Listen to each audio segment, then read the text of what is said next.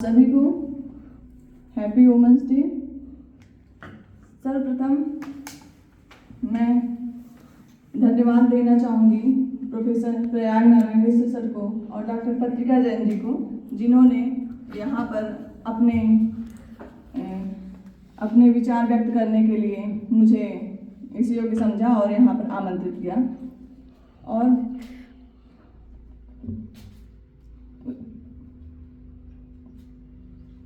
वागर्थाविव संपृक्तौ वागर्थ प्रतिपत्तये जगतः पितरौ वंदे पार्वती परमेश्वरौ।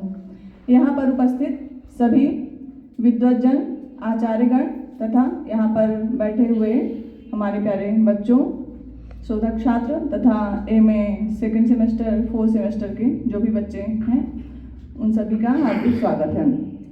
मैं अपने संस्कृत तथा प्राकृत भाषा विभाग के अध्यक्ष डॉक्टर अभिमन्यु सिंह सर को विशेष रूप से धन्यवाद ज्ञापित करना चाहूँगी, जिन्होंने मुझे यहाँ पर अपने विचार व्यक्त करने के लिए आमंत्रित किया तथा अचानक ही आए हुए संस्कृत तथा प्राकृत भाषा विभाग लखनऊ विश्वविद्यालय लखनऊ के पूर्व विभागाध्यक्ष प्रोफेसर राम सुमेर यादव सर तथा ममता मैम, जो मतलब उन लोग का आना निश्चित नहीं था लेकिन आ गए, इसके लिए मैं आप दोनों लोग को बहुत बहुत धन्यवाद देना चाहूँगी। मैम धन्यवाद। हमारे ज्योतिर्विज्ञान विभाग की समन्वयक तथा संस्कृत तथा प्राकृत भाषा विभाग के associate professor doctor Satyaketu sir, Sanskrit तथा प्राकृत भाषा विभाग के associate professor doctor Ashok Kumar Satpathy sir, Sanskrit तथा प्राकृत भाषा विभाग से संबंधित तथा अभिनव गुप्त संस्थान के assistant professor doctor Gaurav Singh sir को, ज्योतिर्विज्ञान विभाग में डॉक्टर अनिल कुमार पोरवाल जी को विशेष रूप से धन्यवाद ज्ञापित करती हूँ तथा डॉक्टर पत्रिका जैन जी को विशेष रूप से धन्यवाद ज्ञापित करते हुए मैं अपने विषय पर थोड़ी बात रखना चाहूँगी। मेरा आज के वक्तव्य का विषय है वैदिक शिक्षा व्यवस्था और राष्ट्रीय शिक्षा नीति 2020। जैसा कि आप लोग को थोड़ा थोड़ा आइडिया है वैदिक शिक्षा व्यवस्था की और NEP 2020, तो यही आज का हमारा विषय है। शिक्षा आदिकाल से भारतीय जीवन का एक अपरिहार्य अंग रही है। भारतीय समाज का कोई भी वर्ग ऐसा नहीं है जिसे किसी न किसी ज्ञान व कौशल का प्रशिक्षण न प्राप्त हो।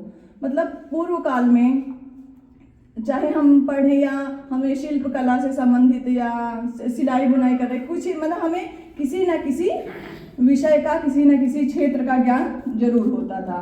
भारतीय जीवन का व्यवस्थापन 4 आश्रमों के अंतर्गत किया गया है, जिन्हें हम आश्रम व्यवस्था के नाम से जानते हैं, जिसके अंतर्गत यदि जीवन को जीवेत शरदा शतम, इसके अनुसार देखा जाए तो 100 वर्ष का मानकर जीवन का प्रारंभिक 5 वर्ष विद्याध्ययन को समर्पित करने की व्यवस्था रही है। यही कारण है कि भारतीय संस्कृति सच्चे अर्थों में ज्ञान संस्कृति बन पाई और उसने न स्वयं अपितु पूरे विश्व के कल्याण की बात करी है। वसुधैव कुटुंबकम के माध्यम से हम देखते हैं कि हमारी भारतीय संस्कृति में संपूर्ण विश्व को एक परिवार मानने की बात कही गई है।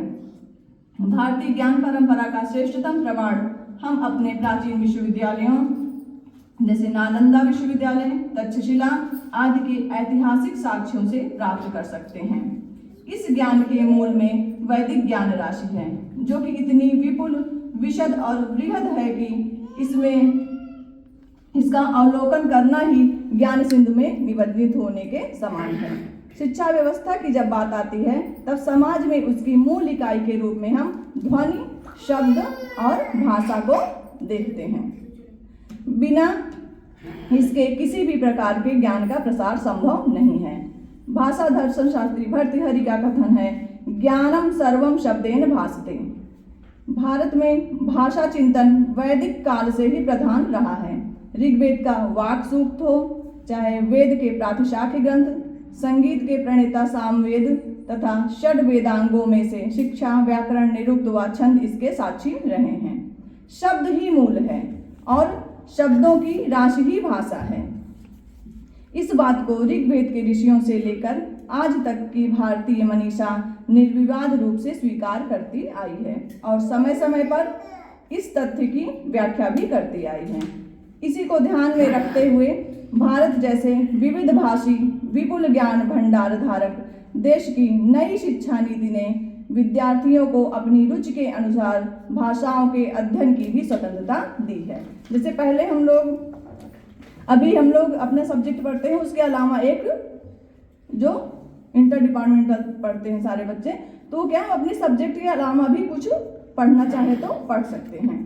वेद कहता है आनो भद्राः क्रतवो यन्तु विश्वतः, अर्थात कल्याणकारी विचारों को सब ओर से आने दो। हमें अच्छी बातें जहाँ से मिल रहे हों, अच्छे विचार जहाँ से मिल रहे हों, वह हमारे लिए ग्राह्य होने चाहिए। इस शिक्षा नीति की दृष्टि से वैश्विक कल्याण व व्यक्ति को वैश्विक नागरिक बनाने की बात कही गई है।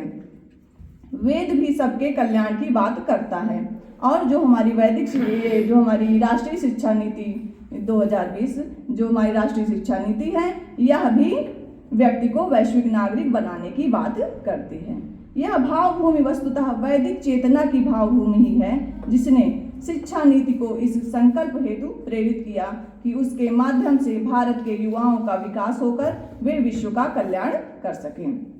यजुर्वेद में कहा गया है अथेमाम वाचम कल्याणी, अर्थात ऋषि कहते हैं कि मैं यह कल्याणमयी देववाणी मानव मात्र के कल्याण के लिए करता हूँ।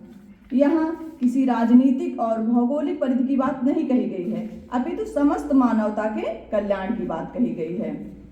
इस शिक्षा नीति का यही उद्देश्य है कि ऐसे युवाओं का निर्माण हो सके जो न केवल अपने देश के अपितु समस्त विश्व के कल्याण का मार्ग प्रशस्त कर सकें। लीग पर वो चले जिनके कदम दुर्बल और हारे हैं, हमें तो अपने कदमों से बने ऐसे अनिर्मित पंथ प्यारे हैं। तो इसका यह राष्ट्रीय शिक्षा नीति और वैदिक शिक्षा व्यवस्था, इन दोनों का सार यही है कि हम अपने देश के युवाओं को न केवल अपने देश के अपितु समस्त विश्व के कल्याण का मार्ग प्रशस्त करने के काबिल बना सकें। चूंकि विचारों का आदान प्रदान साहित्य व भाषा के माध्यम से होता है, अतः नई शिक्षा नीति में न केवल भारतीय भाषाओं को प्रोत्साहित किया गया है, अपितु भारतीय साहित्य में पारस्परिक अनुवाद पर बल देते हुए इस क्षेत्र में भारतीय अनुवाद एवं निर्वचन संस्थान Indian institute of translation and interpretation नामक एक संस्था की स्थापना का प्रावधान किया गया था। तो ऐसी एक संस्था बनाई गई है। साथ ही विद्यालय शिक्षा से लेकर उच्च शिक्षा तक बहुभाषिकता को प्रोत्साहन करने के लिए त्रिभाषा सूत्र के क्रियान्वयन, मातृभाषा, स्थानीय भाषा में शिक्षण व अधिक अनुभव आधारित भाषा शिक्षण के विकास पर बल देने की बात कही गई है। इस बिंदु में बहुभाषिकता और अध्ययन अध्यापन के कार्य में भाषा की शक्ति के प्रोत्साहन की बात भी कही गई है। इसमें भारतीय ज्ञान परंपरा, जिसका विकास शास्त्र से लेकर कथा परंपरा आदि के द्वारा लोक तक हुआ है, इन सब के संवर्धन व संरक्षण को बल मिलता है राष्ट्रीय शिक्षा नीति से। वैदिक शिक्षा व्यवस्था अनेक स्तरीय थी और उसका स्वरूप भी अनेक प्रकार का था। विद्यार्थी अपनी रुचि के अनुसार अपने विषय का चयन करते थे। यदि वर्ण व्यवस्था पर दृष्टिपात किया जाए तो पाएंगे कि वर्ण विभाजन के मूल में भी शिक्षा हेतु चयन किए गए क्षेत्रों की ही प्रधानता है कि विद्यार्थी जिस क्षेत्र में चाहें उस क्षेत्र का चयन करते थे और उसका अध्ययन करते थे। वर्ण शिक्षा क्षेत्र के चयन से निर्धारित होता था, न कि जन्म से। हम जैसे शिक्षा ग्रहण करते थे, जैसे शिक्षा पाते थे, उसके अनुसार हमारे वर्ण का निर्धारण होता था, न कि मूलतः हम किस वर्ग में पैदा हुए हैं इस बात से।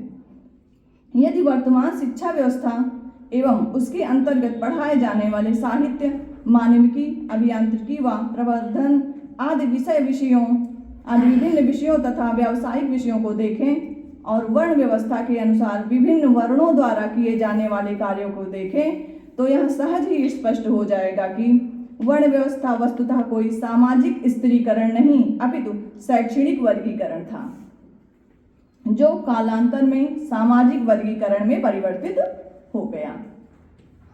अतः राष्ट्रीय शिक्षा नीति 2020 में वैदिक शिक्षा व्यवस्था के चयन स्वातंत्र के मौलिक भाव को स्थान दिया गया है तथा शिक्षण संस्थानों द्वारा अपने पाठ्यक्रमों के माध्यम से विद्यार्थियों को बिना किसी बाध्यता के अपनी रुचि के अनुसार चयन को प्रोत्साहित किया गया है। सबसे महत्वपूर्ण बात यह है कि यह शिक्षा नीति वैदिक शिक्षा व्यवस्था के समन्वयपरक सिद्धांतों पर आधारित है, जिसे कला और विज्ञान के मध्य, पाठ्यक्रम व पाठ्येतर गतिविधियों के मध्य, व्यावसायिक व शैक्षणिक धाराओं के मध्य स्पष्ट भिन्नता न होने का सिद्धांत दिया है।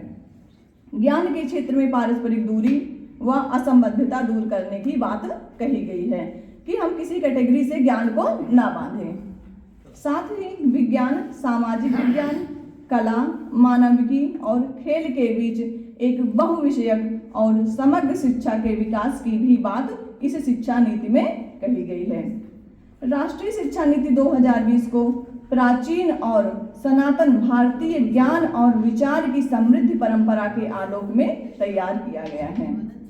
इस शिक्षा नीति में प्राचीन भारतीय शिक्षा व्यवस्था, जो ज्ञान के क्षेत्र में भारत की अद्भुत उन्नति का कारक थी, पर शोध कार्य करने और उसे समृद्ध बनाने की बात कही गई है। प्रत्येक विद्यार्थी की विशिष्ट क्षमताओं को स्वीकृति देते हैं और उनको पहचानने तथा उनके विकास का प्रयास इस शिक्षा नीति के मूलभूत सिद्धांतों में से एक माना गया है। भारत में विज्ञान और गणित से लेकर कला, साहित्य, स्वर विज्ञान और भाषा से लेकर चिकित्सा और कृषि तक के विषयों में अनुसंधान और ज्ञान सृजन की एक लंबी ऐतिहासिक परंपरा रही है। भारतीय शिक्षा का इतिहास वेदों से प्रारंभ होता है।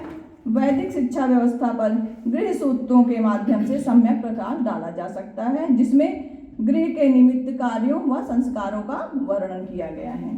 शिक्षा व्यवस्था पर सर्वप्रथम प्रकाश उपनयन संस्कार के माध्यम से पड़ता है, जिसका शाब्दिक अर्थ है शिक्षा प्राप्ति अथवा ज्ञान प्राप्ति हेतु जिज्ञासु का गुरु के समीप जाना। इस संस्कार के माध्यम से ब्रह्मचारी गुरु के पास शिक्षा प्राप्त करने के लिए जाता है।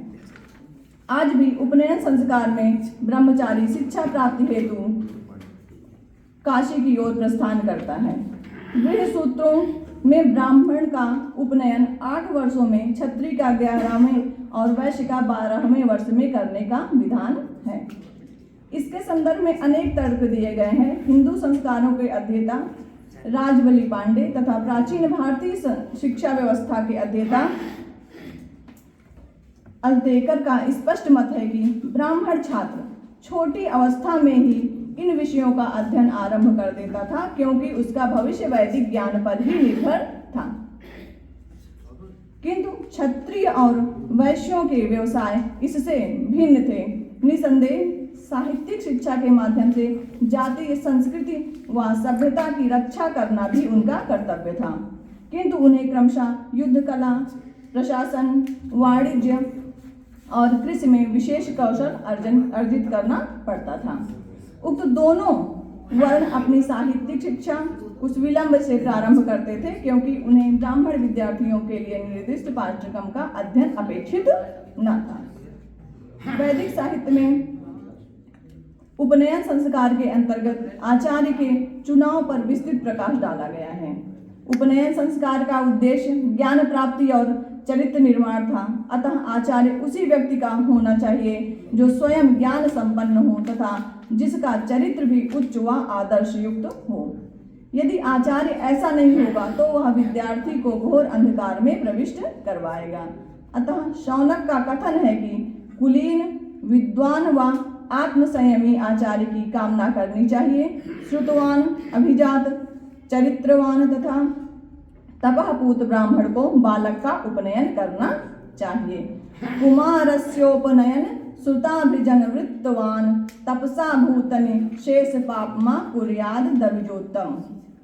आचार्य अर्थात शिक्षक को सत्य बोलने वाला, धृतिवान, दक्ष, प्राणी मात्र के प्रति दयालु, आस्तिक, वैदिक स्वाध्याय में रत, शुचि, वेदाध्ययन से संपन्न, चरित्रवान, जितेंद्रिय तथा उत्साही होना चाहिए।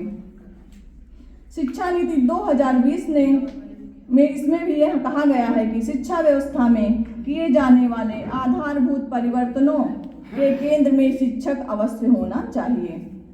भारतीय ज्ञान परंपरा में वैदिक काल से ही शिक्षकों का समाज में सर्वाधिक महत्व रहा है। यही कारण है कि राजाओं को जब भी सम्यक दिशा निर्देश की आवश्यकता होती थी तब वे अपने गुरुओं के पास जाते थे कि हमें अब क्या करना चाहिए नहीं करना चाहिए। जो भी उनको किसी सलाह की आवश्यकता होती थी तब वह अपने गुरुओं के पास जाते थे। इस नई शिक्षा नीति में शिक्षकों को समाज में पुनः प्रतिष्ठित करने की बात कही गई है, क्योंकि वे पीढ़ियों के निर्माता हैं। उनके सम्यक चयन, आजीविका, सम्मान, मान मर्यादा व स्वायत्तता सुनिश्चित करने की बात भी इस शिक्षा नीति में कही गई है।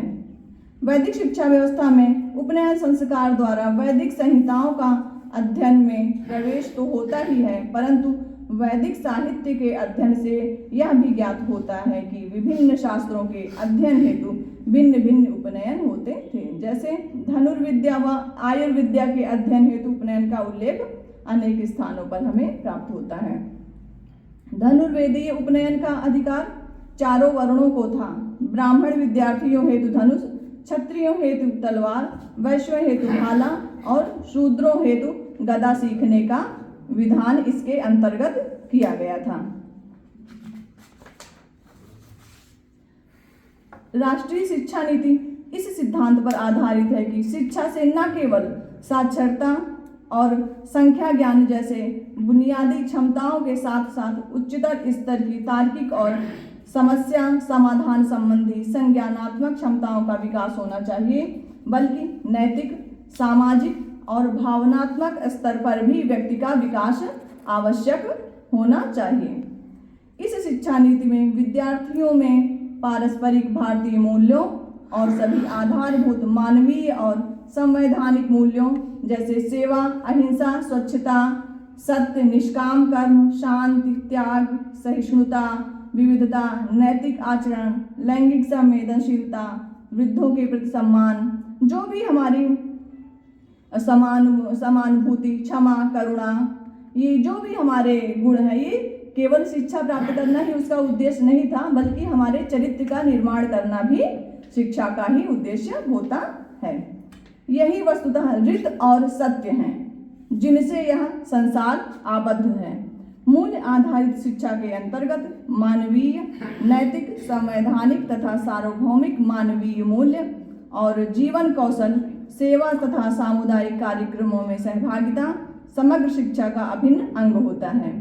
ऋग्वेद स्पष्ट रूप से समस्त मानवीय मूल्यों के विकास एवं समदृष्टि का समर्थन करता हुआ कहता है, समानी व आकुति समाना हृदयानि वह समानस्तु वो मनो यथा वह सुसहासति।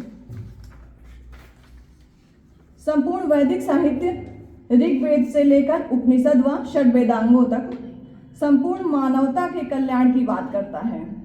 अथर्ववेद के शिव संकल्प सूक्त में ऋषि कहते हैं, तन्मे मनः शिव संकल्पमस्तु। उसकी सारी मंत्र में आया है लास्ट में कि तन्मे मनः शिव संकल्पमस्तु, अर्थात यह जो हमारा मन है यह शिव अर्थात कल्याणकारी संकल्प वाला हो। ऋग्वेद ही परस्पर मैत्री भाव के साथ मिलकर रहने, बातचीत करने, खाने पीने तथा परस्पर एक दूसरे की भावनाओं का सम्मान करने की बात ऋग्वेद में कही गई है। संगच्छध्वम संवदध्वम इत्यादि मंत्र के द्वारा शिक्षा नीति में सभी पाठ्यक्रम, शिक्षण शास्त्र और नीति में स्थानीय संदर्भ की विविधता और स्थानीय परिवेश के लिए सम्मान, इसके भाव की भी बात कही गई है। वैदिक शिक्षा पद्धति में भी विविधता हेतु पर्याप्त स्थान था। यही कारण है कि वेदों की विभिन्न पाठ्य पद्धतियों एवं उनकी गतिविधियों का विकास हुआ है। शिक्षा नीति कहती है कि रोजगार और वैश्विक परिस्थितियों में तीव्र गति से आ रहे परिवर्तनों की वजह से यह जरूरी हो गया है कि विद्यार्थियों को जो भी कुछ सिखाया जा सके उसे तो सीखें ही, और साथ ही वे सतत सीखते रहने की कला, कि हमेशा हम कुछ ना कुछ सीखते रहते हैं अच्छी चीजें, उसका भी विकास विद्यार्थियों के अंदर होना चाहिए। स्वाध्याय में किसी भी प्रकार का प्रमाद नहीं होना चाहिए। स्वाध्यायान्मा प्रमदः, यह सतत शिक्षा का सर्वोत्तम उदाहरण है।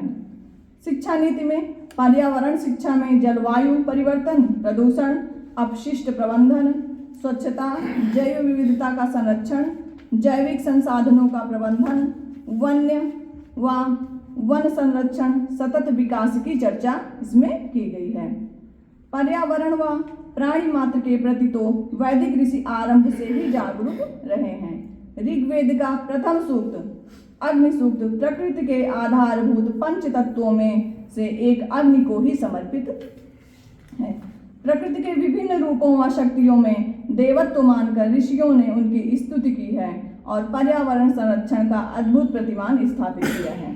अथर्ववेद का पृथ्वी सूक्त पर्यावरण संरक्षण की आचार संहिता है, जिसमें ऋषि के द्वारा प्रार्थना किया गया है कि कोई भी, चाहे वह द्विपद हो या चतुष्पद हो, उनके मार्ग में ना आए तथा वे अपनी आवश्यकताओं के लिए पृथ्वी का जितना भी उत्खनन करें वह शीघ्र पूर्ण हो जाए। इस नीति में कहा गया है कि आवश्यकता है कि शिक्षक प्रक्रिया शिक्षार्थी केंद्रित हो, जिज्ञासा, खोज, अनुभव और संवाद के आधार पर संचालित हो, लचीली हो और समग्रता और समन्वित रूप से देखने समझने में सक्षम बनाने वाली और रुचिपूर्ण भी होनी चाहिए। क्योंकि शिक्षा व्यवस्था अगर एकदम ही बोरिंग हो जाएगी तो बच्चों का पढ़ने में मन नहीं लगता है, तो बीच बीच में थोड़ा सा उसमें रुचि बनाए रखने के लिए शिक्षा को रुचिपूर्ण होने की बात भी कही गई है।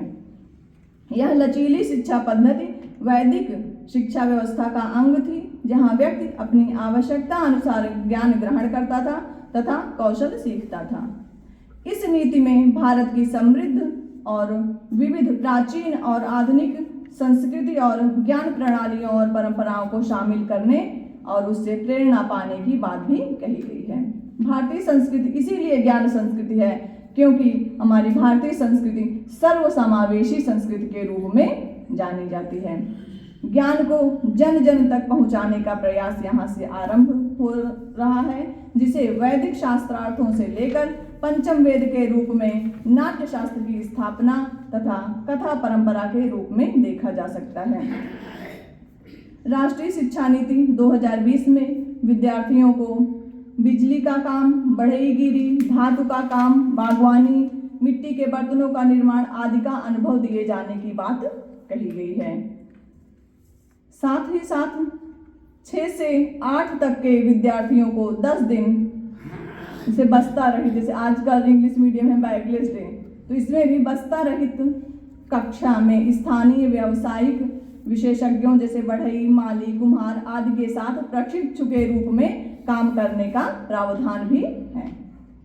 विद्यार्थी केवल पुस्तकों एवं विश्वविद्यालयों तक ही सीमित नहीं रहेंगे, अपितु समग्र शिक्षा के अंतर्गत उन्हें समाज में सक्रिय प्रवर्तक बनने का अवसर प्रदान किया जाएगा और वे स्थानीय उद्योग, व्यवसाय, कलाकारों व शिल्पकारों के साथ कार्यानुभव को प्राप्त कर सकेंगे।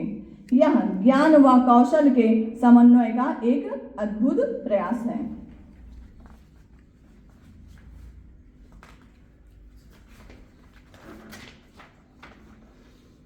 शिक्षा नीति में राष्ट्रीय अनुसंधान फाउंडेशन के माध्यम से सभी क्षेत्रों में गुणवत्तायुक्त अकादमिक अनुसंधान को उत्प्रेरित करने की बात कही गई है।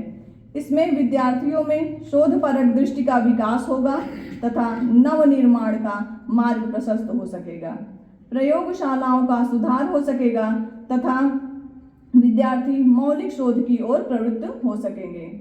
मतलब वही कॉपी पेस्ट नहीं करेंगे, थोड़ा सा अपना मौलिक देंगे जो उनका स्वयं का होगा।